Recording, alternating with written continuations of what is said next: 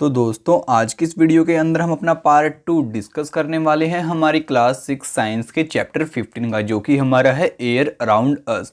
तो यार हमने अपने पार्ट 1 के अंदर इतना तो स्टडी कर लिया था कि हमारी एयर किस टाइप की होती है और क्या क्या चीज़ें हमारी एयर के अंदर काम करती हैं और किस तरीके से करती हैं। तो यार हम वहाँ पे इस चीज़ के पास पहुँच गए थे कि हमारी एयर किन किन चीज़ों से मिलके बनी होती है। तो आज हम इन्हीं के बारे में डिस्कस करने वाले हैं कि हमारी एयर किन से मिलके बनी होती है। तो यार इसके अंदर सबसे पहला कंपोनेंट हमारे पास आता है वाटर वेपर, यानी कि हमारे जो पानी के वेपर होते हैं उनसे।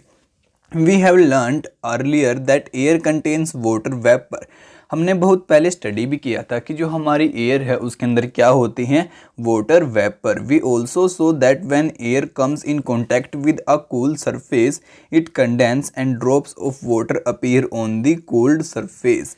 और दोस्तों हमने ये चीज़ भी जानी थी कि जो हमारी हवा होती है जब वो किसी ठंडे ऑब्जेक्ट के साथ कंट्रोल के अंदर आती है तो क्या होता है, उसकी सरफेस पे हमें पानी की बूंदें दिखाई देती हैं। The presence of water vapour in air is important for the water cycle in nature. और जो हमारे वाटर वेपर की प्रेजेंट होती है ना हमारी एयर के अंदर, वो बहुत ही ज़्यादा ज़रूरी होती है हमारी वाटर साइकिल को मेंटेन करने के लिए, जो कि हमने आपके वाटर वाले चैप्टर के अंदर डिस्कस किया था। आप उसको भी ज़रूर से जाके देखना। तो यार हमारा दूसरा कंपोनेंट हमारी एयर के अंदर होता है हमारी ऑक्सीजन। तो चलो इसके बारे में भी जानते हैं। तो बच्चों आपको ऑक्सीजन को समझाने के लिए यहाँ पे आपके पास एक्टिविटी 3 गिवन है। In the presence of your teacher fix 2 small candles of same length on a table. Light both the candles, cover one of the candles with an inverted glass tumbler. Observe the both candles carefully. तो बच्चों बोलता है या तो अपने parents की presence में या फिर अपने टीचर की प्रेजेंस में आपने क्या करना है, एक टेबल के ऊपर 2 कैंडल ऐसे रख देनी है। उनमें से एक कैंडल के ऊपर ऐसे ग्लास के साथ, जो आपका ग्लास होता है ना कांच का ग्लास, उसको ऐसे टेढ़ा कर लेना है या फिर थोड़ा सा इसके ऊपर रखने को कर देना है। फिर आपको ऑब्जर्व करना है कि यहाँ पे क्या सीन होता है। Do both the candles continue to burn और गो ऑफ। और क्या आपको यहाँ पे रिजल्ट मिलता है कि आपकी कोई कैंडल क्या बंद हो जाती है यानी कि बुझ जाती है, या फिर दोनों की दोनों जलती रहती हैं। You must have observe that the candle cover with glass tumbler got extinguished after some time. तो यहाँ से आपको क्या मिलेगा कि जिसके ऊपर आपने ग्लास अपना टेढ़ा कर रखा था वो कैंडल कुछ टाइम के बाद क्या हो जाएगी, आपकी थी वो बुझ जाएगी। ठीक है। Where the other candles continue burning, जबकि जो आपकी दूसरे वाली कैंडल और मोमबत्ती थी वो कॉन्टिन्यू जलती रहेगी। What can be the reason for this, think about it. तो यहाँ पे आपको इसका क्या रीज़न लगता है, इस रीज़न के बारे में आप यहाँ पे सोचिए। It seems that the candle got extinguished because the component inside of the glass tumbler with spot burning is limited। तो यार यहाँ से आपको एक बहुत ही इंटरेस्टिंग बात बताना चाहता है कि जो भी आपने क्या किया था, यहाँ पे आपकी ये कैंडल थी, ठीक है, आपने इसको ग्लास के साथ में क्या कर दिया था, कवर कर दिया था एक तरीके से, या फिर ग्लास आपका तो इससे थोड़ा सा ही ऊपर था। तो इससे क्या हुआ, जो आपके ग्लास के अंदर एयर थी और इसके अंदर जो कंपोनेंट था ना, जो हमारी फायर को वो करता है, बढ़ावा देता है, यानी कि हमारी आग को जलने में हेल्प करता है, वो कंपोनेंट बहुत ही ज़्यादा लिमिटेड था। जबकि दूसरी कैंडल हमारी क्या थी, खुले एयर के अंदर थी, उसके ऊपर कोई भी ग्लास वगैरह नहीं था, इसलिए उसके ऊपर कोई भी लिमिटेड कंपोनेंट नहीं था। जबकि इसके ऊपर हमारे ग्लास की वजह से कुछ लिमिटेड एयर ही अंदर थी ग्लास के अंदर, इसकी वजह से इसको लिमिटेड कंपोनेंट मिल पाया जो कि हमारी कैंडल की आग को सपोर्ट करता है। तो यहाँ पे इसलिए वो कैंडल कुछ टाइम के बाद बंद हो गई।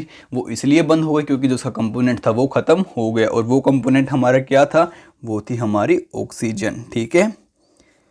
With spot burning in the limited most of the component is used up by the burning candles. और यहाँ पे यही बात बताता है कि जो भी आपके ग्लास के अंदर कंपोनेंट था उसको आपकी मोमबत्ती ने क्या कर लिया, यूज़ कर लिया।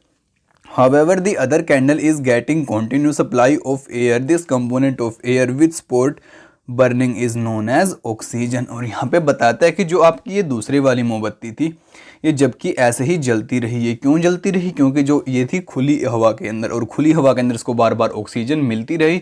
और ऑक्सीजन हमारी ऐसी चीज़ है जो हमारी बर्निंग को सपोर्ट करती है, यानी कि जहाँ कहीं भी आग लगती है वहाँ पे ऑक्सीजन का रोल बहुत ही ज़्यादा रोल प्ले करती है, और ऑक्सीजन ही उस आग को जलने में हेल्प करती है। जबकि यहाँ पे ग्लास की वजह से क्या हो गई, ऑक्सीजन का अमाउंट क्या हो गया, कम, और इसको ऑक्सीजन कम मिलने की वजह से ये कैंडल क्या हो गई, कुछ टाइम के बाद बंद हो गई। तो चलो अब अगले कंपोनेंट को देखते हैं। हमारा अगला कंपोनेंट आता है nitrogen. In activity 3, did you observe that air is still present in the glass bottle even after the candle blew out? This indicates the presence of some component in the air which does not support burning. The major part of air which does not support burning candle is nitrogen. तो बच्चों यहाँ पे भी आपको उसी activity से relate करके समझाता है और बताता है कि ये तो आपकी कैंडल थी, ठीक है, और इसके ऊपर ये था आपका यहाँ पे ग्लास, जो कि वो वाला आपका ग्लास था। मेरी ड्राइंग थोड़ी ख़राब है बट आप समझ लेना। तो अब क्या होता है, जो इसके अंदर ऑक्सीजन थी वो तो ख़त्म हो जाती है क्योंकि हमारी कैंडल यहाँ पे जल रही थी, वो ऑक्सीजन को यूज़ कर लेती है। फिर क्या हो जाती है, हमारी कैंडल बंद हो जाती है, लेकिन तभी भी हमारे ग्लास के अंदर क्या रह जाती है, एयर रह जाती है। तो जो हमारा वो वाला पार्ट होता है ना एयर को, जो कि बर्निंग को सपोर्ट नहीं करता, यानी कि आग लगने को या फिर जलने को सपोर्ट नहीं करता, वो हमारा होता है नाइट्रोजन। मीन्स जो इसके अंदर अब क्या प्रेजेंट थी, हमारी नाइट्रोजन प्रेजेंट थी हमारे ग्लास के अंदर, और सबसे ज़्यादा हमारे एटमॉस्फेयर के अंदर क्या प्रेजेंट है, नाइट्रोजन। तो चलो अब अगले कंपोनेंट को देखते हैं, जो कि हमारा है carbon dioxide. In a closed room if there is some materials that is burning you may have felt suffocation. तो दोस्तों यहाँ पे आप सभी को बताता है, कोई आपका मानो बंद कमरा है और उसके अंदर आप बैठे हैं और उसके अंदर कोई चीज़ जल रही है, तो आपको क्या महसूस होती है, सफोकेशन। सफोकेशन मतलब कि थोड़ी घुटन टाइप आपको क्या होती है, महसूस होती है। This is due to the excess of carbon dioxide that may be accumulating in the room. तो ये आपको इसलिए महसूस होती है क्योंकि जो आपका रूम होता है फिर उसके अंदर कार्बन डाइऑक्साइड की जो मात्रा होती है वो बढ़ना स्टार्ट हो जाती है। As the burning continues, carbon dioxide make up small component of the air around us. Plants and animals consume oxygen for respiration and produce carbon dioxide. Plant and animals matter also consumes oxygen or burning and produces mainly carbon dioxides and a few other gases. It is advisable not to burn the leaves and discarded remain of the crops which pollute our surrounding. तो बच्चों इसके अंदर आप सभी को यही बात बताता है कि जो आपका रूम था जिसके अंदर आपको सफोकेशन हो रही थी, तो वो क्यों हो रही थी, क्योंकि जो आपकी चीज़ थी वो कॉन्टिन्यूसली क्या हो रही थी, जले जा रही थी, और उसके जलने की वजह से क्या हो रहा था, आपके रूम के अंदर कार्बन डाइऑक्साइड की मात्रा बढ़ती जा रही थी और आपको फिर सफोकेशन होना स्टार्ट हो गई थी, क्योंकि हमें ऑक्सीजन की ज़रूरत है, कार्बन डाइऑक्साइड की ज़रूरत नहीं है, और उसको तो हम वैसे भी रिलीज़ करते हैं अपनी बॉडी के अंदर से। और दोस्तों आगे आप सभी को बताता भी है कि जो हमारे प्लांट होते हैं और हमारे वो एनिमल होते हैं उन सभी को ऑक्सीजन की ज़रूरत होती है रेस्पिरेशन करने के लिए, यानी कि अपने सांस लेने के लिए और अपनी जो सांस लेने की प्रक्रिया है इसको कंप्लीट करने के लिए। और फिर क्या करते हैं, वो दोनों बाद में कार्बन डाइऑक्साइड भी बनाते हैं। और उसके बाद में आप सभी को बताता भी है कि जो हमारे मेनली प्लांट और एनिमल हैं ये कार्बन डाइऑक्साइड हमारी रिलीज़ करते हैं, और ये भी बात हमें बताता है कि जो हमारा एटमॉस्फेयर है इसके अंदर हमारी कार्बन डाइऑक्साइड भी प्रेजेंट है। और ये बात बाद में बताता है कि जो भी हमारे पत्ते होते हैं ना प्लांट के, वो सूख के नीचे गिर जाते हैं, या फिर जो हमारे प्लांट का वेस्ट पार्ट होता है या कोई भी हमारा वेस्ट पार्ट होता है हम उसको आग लगा देते हैं। तो यार वो भी हमारा नहीं करना चाहिए क्योंकि वो हमारे लिए हार्मफुल होता है। अगर हम उसको जलाएंगे तो क्या प्रोड्यूस होगी, हमारी कार्बन डाइऑक्साइड, जो कि हमारे लिए इतनी अच्छी नहीं होती कंज्यूम करने में। तो चलो भाई अब आगे देखते हैं। आगे हमारा कंपोनेंट आता है डस्ट एंड स्मोक, क्योंकि यार ये भी हमारे एयर का एक हिस्सा होता है। हमारी एयर के अंदर डस्ट भी होती है और स्मोक थोड़ा बहुत धुआं भी होता है। The burning of fuel also produce smoke. Smoke contains a few gases and fine dust particle and it often harmful.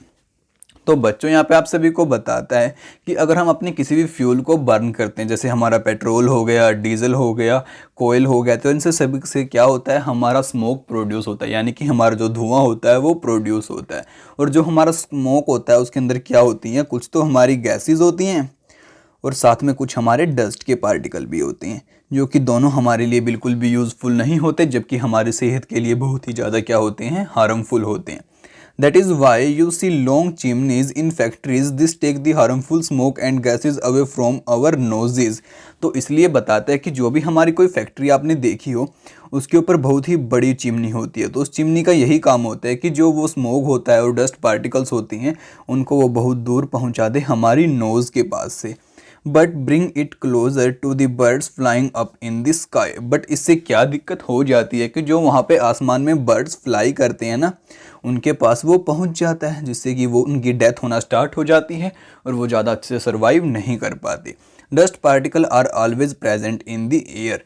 और फिर आप सभी को ये भी बात बताता है कि जो हमारे डस्ट के पार्टिकल होते हैं वो हमेशा हमारी एयर के अंदर प्रेजेंट होते हैं।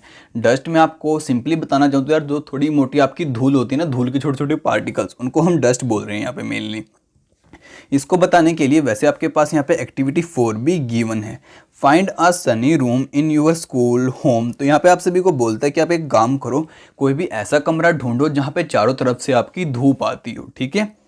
Close all the door and windows with curtains pulled down to the make the room dark. Now open the door or a window facing the sun just a little in such a way that the allow sunlight to enter the room only through a slit. Look carefully at the incoming beam of sunlight. तो बच्चों यहाँ पे आप सभी को simple सी बात बोलता है कि आप ऐसा कोई कमरा ढूंढो जहाँ पे आपकी चारों तरफ से क्या आती हो, सनलाइट आती हो, ठीक है।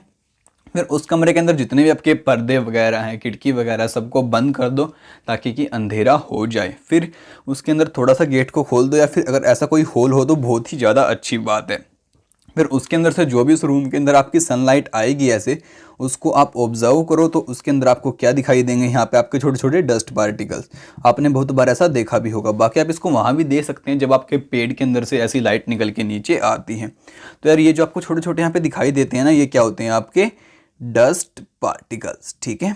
अब बाकी आगे भी स्टडी कर लेते हैं। Do you see some tiny shining particles moving in the beam of sunlight, what are these particles. तो बच्चों यहाँ पे आप सभी से यही क्वेश्चन पूछते हैं कि जो भी आपकी ये सन की बीम आई थी, इसके अंदर आपने जो भी ये टीनी टीनी पार्टिकल्स देखे, ये आपके क्या है, जबकि मैंने आपको बता दिया कि ये क्या है, हमारे dust particles. During winters, you might have observed similar beam of sunlight filtered through the trees in which dust particles appear to be dance really around। और यहाँ पे आप सभी को बताता भी है कि जो हमारा विंटर यानी कि सर्दियों का टाइम होता है, उसके अंदर से आपको पेड़ों के पत्तों के अंदर से भी ऐसी रोशनी निकल के आती हुई दिखाई देती है, और उसके अंदर भी आपको ऐसे पार्टिकल्स जो हमारे होते हैं डस्ट के, वो दिखते हैं, ठीक है। This shows that the air also contain dust particles. The presence of dust in air varies from the time to time and from place to place। और यहाँ पे बताता भी है कि जो आपकी एयर के अंदर ये डस्ट पार्टिकल्स होते हैं, ये वैरी करते हैं आपकी जगह से जगह में और आपके टाइम से टाइम में। We inhale air when we breathe through the nostrils. Fine hairs and mucus are present inside the nose to prevent dust particles from getting into the respiratory system। तो बच्चों यहाँ पे आप सभी को बताता भी है कि जो हमारी नोज़ होती है उसके अंदर छोटे छोटे हेयर हमारे प्रेजेंट होते हैं, और साथ में आपका म्यूकस भी प्रेजेंट होता है, जो कि हेल्प करता है आपकी नोज़ की और आपकी बॉडी की, कि जिसकी वजह से डस्ट पार्टिकल आपकी बॉडी के अंदर एंटर ना हो पाए। क्योंकि जो आपके हेयर होते हैं और म्यूकस होते हैं वो डस्ट पार्टिकल को बाहर ही रोक देते हैं, और जो आपकी रेस्पिरेटरी कनाल होती है और रेस्पिरेटरी सिस्टम होता है उसके अंदर प्योर एयर ही जा पाए, जबकि डस्ट पार्टिकल ना जा पाए। और यहाँ पे बोजो भी आप सभी से कुछ पूछना चाहता है। बोजो is asking you, why do you think the policeman in figure 15.8 is wearing a mask. तो यहाँ पे अब दोस्तों बोजो आप सभी से पूछता है कि इस फिगर के अंदर इस पुलिस ऑफिसर ने ये मास्क क्यों लगा रखा है। तो ये तो बात आप समझ चुके हैं कि यहाँ पे डस्ट पार्टिकल बहुत ज़्यादा हैं, और वो अगर इसके माउथ की वजह से इसके मुंह के अंदर चले गए तो वो इसको बहुत ज़्यादा दिक्कत दे सकती हैं। Do you recall being scolded by your parents when you breathe through your mouth, if you do that harmful dust particles में एंटर योर बॉडी। और यहाँ पे आप सभी को बताता भी है कि आपको आपके पेरेंट्स ने ज़रूर डांटा होगा जब आप मुंह से सांस लेते हैं, क्योंकि यार मुंह से सांस लेने से क्या हो जाता है कि हमारे मुंह के अंदर तो कोई हेयर वगैरह नहीं है, ना कोई म्यूकस है, तो उसकी हेल्प से क्या हो जाता है कि जो डस्ट पार्टिकल हैं वो सीधे हमारे मुंह की वजह से हमारी बॉडी के अंदर एंटर हो जाते हैं।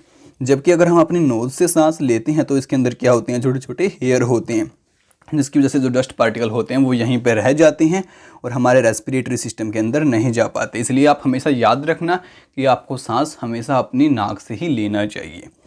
We may conclude than the air contain some gases, water vapour, dust particles. तो यहाँ से दोस्तों हम कह सकते हैं कि जो हमारी हवा है उसके अंदर हमारे वाटर वेपर भी हैं, गैसेज भी हैं, डस्ट पार्टिकल्स भी हैं। The gases in air are mainly nitrogen, oxygen, small amount of carbon dioxide and many other gases। तो यहाँ पे आप सभी को बताता भी है कि जो हमारी एयर है उसके अंदर मेनली हमारी कार्बन डाइऑक्साइड, नाइट्रोजन, ऑक्सीजन और कुछ और छोटी मोटी गैसेज होती हैं।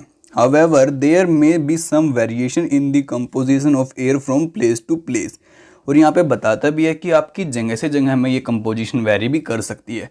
मतलब कि मानो किसी प्लेस के अंदर तो आपकी ऑक्सीजन ज़्यादा है और किसी के अंदर आपकी कार्बन डाइऑक्साइड ज़्यादा हो सकती है, तो ये आपकी चीज़ें वेरी कर सकती हैं। We see that air contains mostly nitrogen and oxygen, और ये भी हमने सीखा है कि जो हमारी हवा है उसके अंदर ज़्यादातर हमारी क्या है, nitrogen and oxygen. In fact this to gases together make 99% of the air. और दोस्तों जो हमारी 99% हमारी एयर है वो क्या कंटेन करती है, nitrogen and oxygen. The remaining 1%, और जो हमारा 1% बच गया वो कॉन्स्टिट्यूट करता है हमारी कार्बन डाइऑक्साइड को, और जो हमारी बाकी गैस छोटी मोटी बच गई उनको भी। तो चलो भाई अब आगे समझते हैं। तो बच्चों यहाँ पे पहेली और बोझो दोनों आ जाते हैं। अब आपसे कुछ क्वेश्चन पूछने।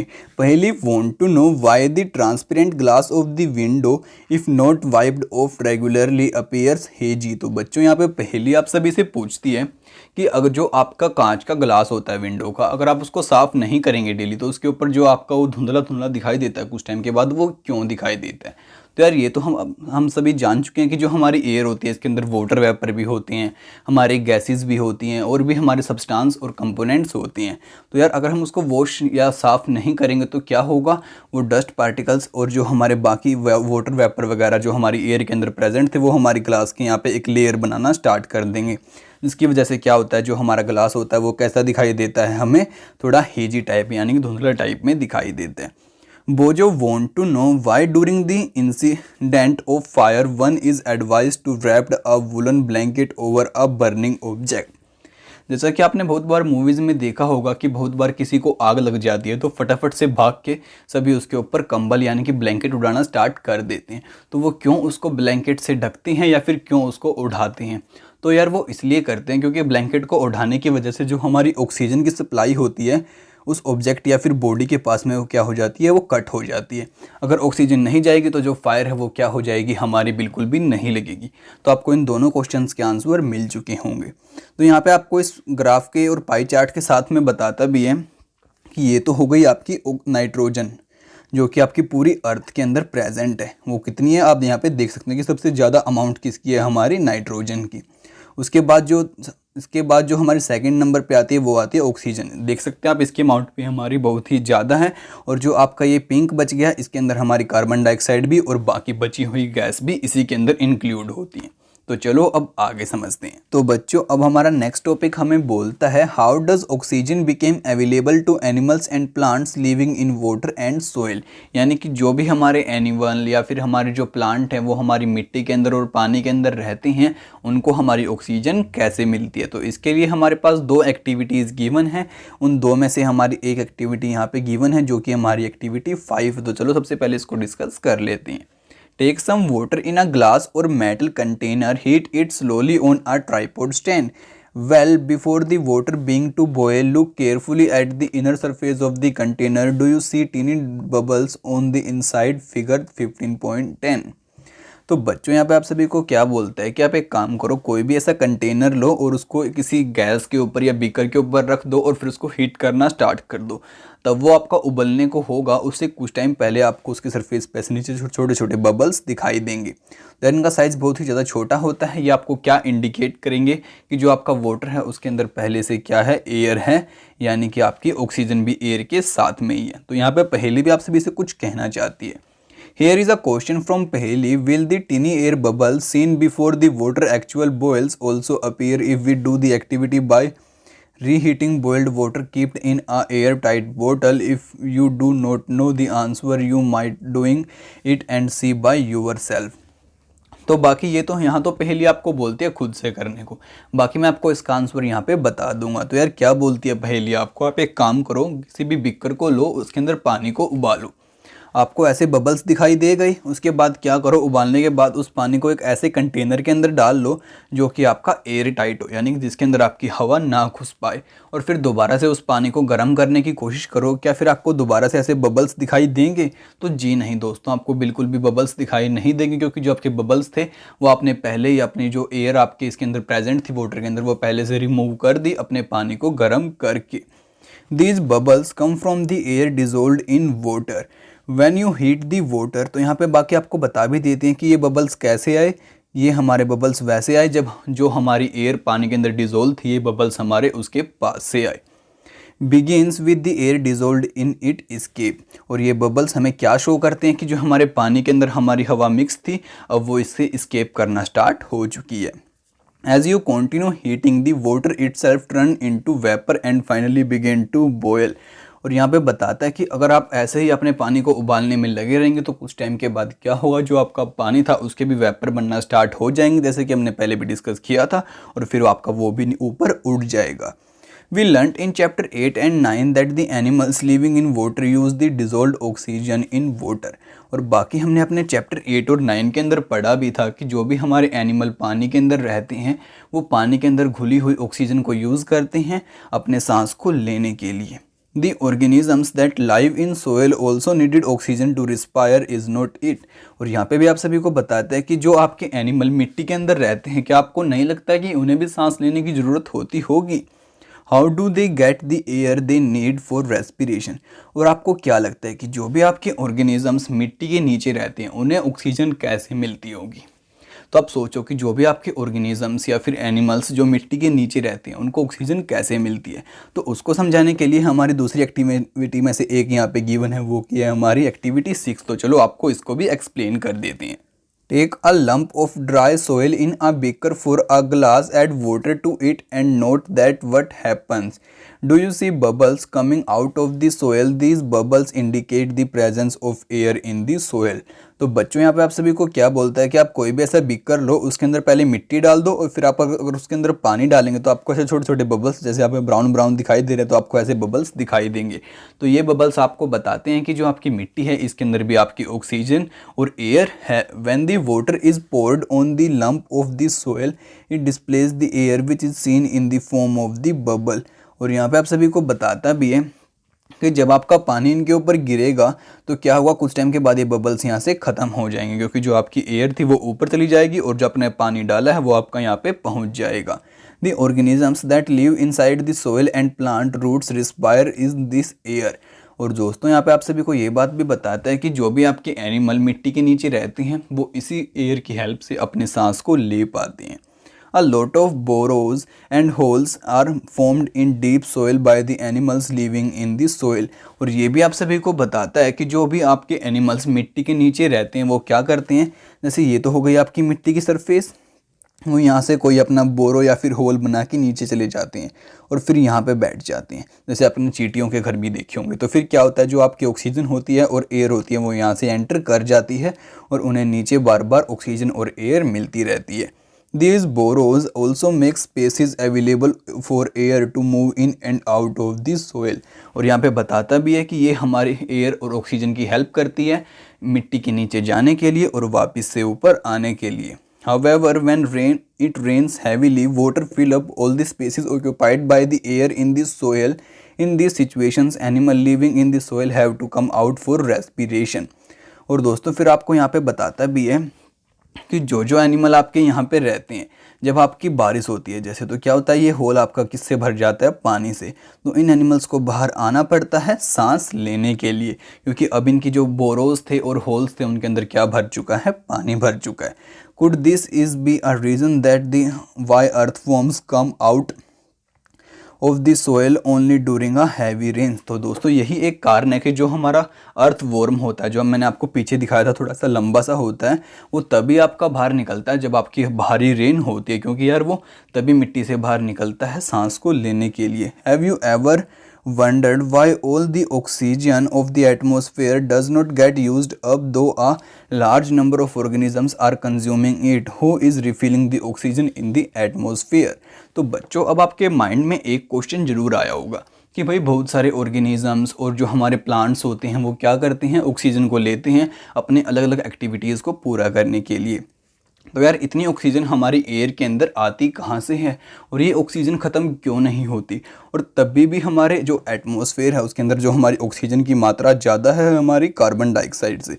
तो ऐसा क्यों है, आपके माइंड में क्वेश्चन जरूर आया होगा। तो इसका आंसर देने के लिए हमारा नेक्स्ट टॉपिक है ना, जो कि हमें बोलता है how is the oxygen in the atmosphere replaced. तो जो हमारी ऑक्सीजन है वो हमारे एटमॉस्फेयर के अंदर कैसे आती है और कैसे दूसरी गैसेस के को बाद में चेंज करके हमारी ऑक्सीजन दोबारा से रिप्लेस होके आ जाती है। तो चलो इसको भी स्टडी कर लेते हैं। In chapter 7, we read about the photosynthesis. In this process, plants make their own food and oxygen is produced along with it. Plants also consume oxygen for respiration, but they produce more of it than they consumed. That is why we say plant produce oxygen. तो बच्चों यहाँ पे आप सभी को बताता है कि जो हमारे प्लांट होते हैं वो अपनी फोटोसिंथेसिस प्रोसेस के अंदर क्या करते हैं, ऑक्सीजन को बनाते हैं। अब आप तो बोलेंगे सर आपने अभी भी तो हमें पीछे बोला था कि जो हमारे प्लांट होते हैं वो भी ऑक्सीजन लेते हैं।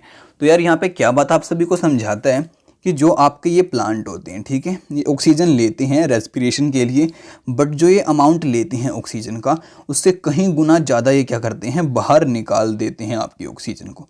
जैसे मानो इन्होंने 1% ऑक्सीजन अंदर ली तो ये 10% आपकी ऑक्सीजन बाहर भी निकाल रहे हैं, यानी कि उसका बहुत ज़्यादा अमाउंट बाहर निकाल रहे हैं। इसलिए हम बोल देते हैं कि जो हमारे प्लांट है वो फाइनली क्या करते हैं, हमारी ऑक्सीजन को प्रोड्यूस करते हैं। तो यही कारण है कि हम बोलते हैं हमें अपने प्लांट से क्या मिलती है, ऑक्सीजन मिलती है, जबकि जो हमारे प्लांट है वो भी ऑक्सीजन को कंज्यूम करते हैं अपनी रेस्पिरेशन प्रोसेस को कंप्लीट करने के लिए। It is obvious that animals cannot live without plants. The balance of oxygen and carbon dioxide in the atmosphere is maintained through respiration in plants and animals and by the photosynthesis in the plants. और बच्चों फिर आप सभी को बताता है भी कि हमारे जो प्लांट हैं, एनिमल हैं, सभी हमारे लिए बहुत ही ज़्यादा इम्पोर्टेंट है, क्योंकि ये हमारी हेल्प करते हैं हमारी ऑक्सीजन और कार्बन के बैलेंस को मेंटेन रखने के लिए हमारे एटमॉस्फेयर के अंदर। This shows the interdependency of the plant and animals. और ये चीज़ हमें क्या शो करती है कि जो हमारे पौधे हैं वो एनिमल्स के ऊपर डिपेंड हैं और जो हमारे एनिमल्स हैं वो हमारे पौधे और प्लांट्स के ऊपर डिपेंड है। यानी कि हम सब एक दूसरे के ऊपर डिपेंड हैं और हम सभी को एक दूसरे का क्या रखना चाहिए, ध्यान रखना चाहिए। तो चलो अब आगे स्टडी करके देखते हैं। We can now appreciate how importance air is for life on earth. तो यहाँ से हम समझ चुके हैं कि जो हमारी हवा होती है वो कितनी ज़्यादा और कितनी इम्पोर्टेंट होती है हमारी अर्थ के ऊपर हमारी लाइफ को ज़िंदा रखने के लिए। Are there any other uses of air? Have you हेard about a wind mill? Look figure 15.12। और दोस्तों क्या आपको इसके सिवा एयर का कोई और यूज़ आता है? तो आप क्या करो, इस फिगर को देखो जो कि आपकी क्या दिखाती है, विंड मिल। ठीक है, अब आपको विंड मिल का यूज़ पता है। हम विंड मिल का यूज़ किस में करते हैं, अपनी जो इलेक्ट्रिसिटी होती है इसको प्रोड्यूस करने के लिए। ठीक है, इसके बारे में हम आगे जानने वाले हैं, अभी तक आप इसको इतना ही समझिए। बाकी हमारे लिए एक पैराग्राफ और गिवन है इससे related. The wind makes the wind mills rotate. तो यहाँ पे बताता है कि जो हमारी हवा होती है वो क्या करती है, हमारे इस विंड मिल को क्या कर देती है, रोटेट कर देती है, घुमा देती है। ठीक है, The windmills is used to draw water from the tube wells and run floor mills। तो यहाँ पे बताता भी है कि जो हमारे विंड मिल्स होते हैं वो हेल्प करते हैं हमारे ट्यूबवेल्स को चलाने के अंदर। जो हमारी फ्लोर मिल्स होती हैं यानी कि जो हमारे आटे वाली मिल्स होती हैं उनको चलाने के लिए wind mills are use to generate electricity. और यहाँ पे बताता भी है कि जो आपके विंड मिल्स होती हैं उनका यूज़ हम अपनी इलेक्ट्रिसिटी को बनाने के लिए भी करते हैं। Air helps in the movement of sailing याचीज, ग्लिंडर्स, परचुएसेस एंड एरोप्लेन्स। और यहाँ पे बताता भी है कि जो हमारी एयर होती है वो हमारे समुद्री जहाज़ों को चलने में भी हेल्प करती है, हमारे एरोप्लेन को उड़ने में भी हेल्प करती है। Bird, bats and insect can fly due to the presence of air. और जो हमारे बर्ड हो गई, हमारे बैट्स हो गए, ये भी हमारे इसलिए फ्लाई कर पाते हैं क्योंकि हमारे एटमॉस्फेयर के अंदर क्या है, एयर है। Air also help in the dispersal of seeds and pollen of flower of several plants. तो यहाँ पे बताता भी है कि जो हमारी एयर है वो हमारे प्लांट्स की भी हेल्प करती है उनकी रिप्रोडक्शन प्रोसेस के अंदर। यानी कि जो हमारे पोलन ग्रेन्स होते हैं और पोलन होते हैं उनको एक फ्लावर से दूसरे फ्लावर के ऊपर ट्रांसफ़र होने के लिए या फिर उसी फ्लावर के अंदर दोबारा से गिरने के लिए।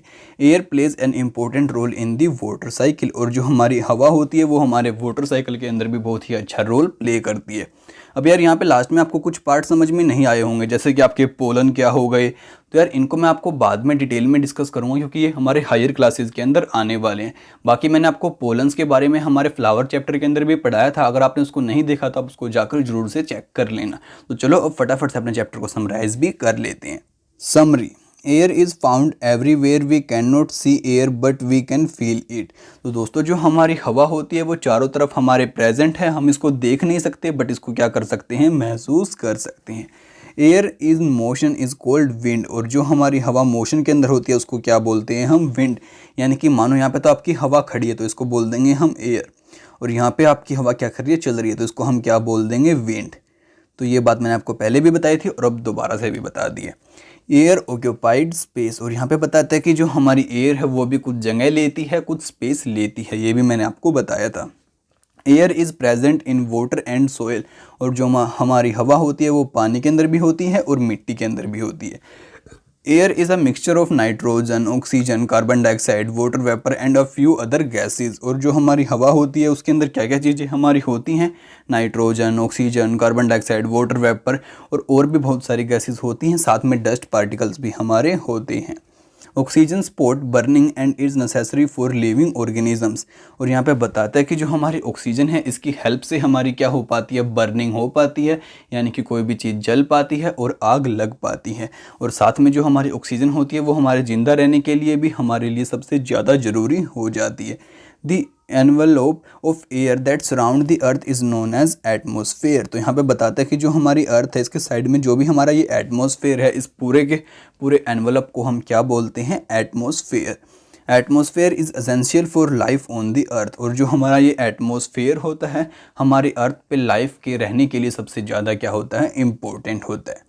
Aquatic animals use dissolved air in the water for respiration, जो हमारे पानी वाले जीव होते हैं वो क्या करते हैं, पानी के अंदर जो मिली हुई ऑक्सीजन होती है उसको लेते हैं जिंदा रहने के लिए। Plants and animals depend on each other for exchange of oxygen and carbon dioxide from air, जो हमारे प्लांट होते हैं, एनिमल होते हैं, वो एक दूसरे के ऊपर क्या होते हैं, इंटरडिपेंडेंट होते हैं अपने नीड्स को पूरा करने के लिए कार्बन डाइऑक्साइड और ऑक्सीजन की।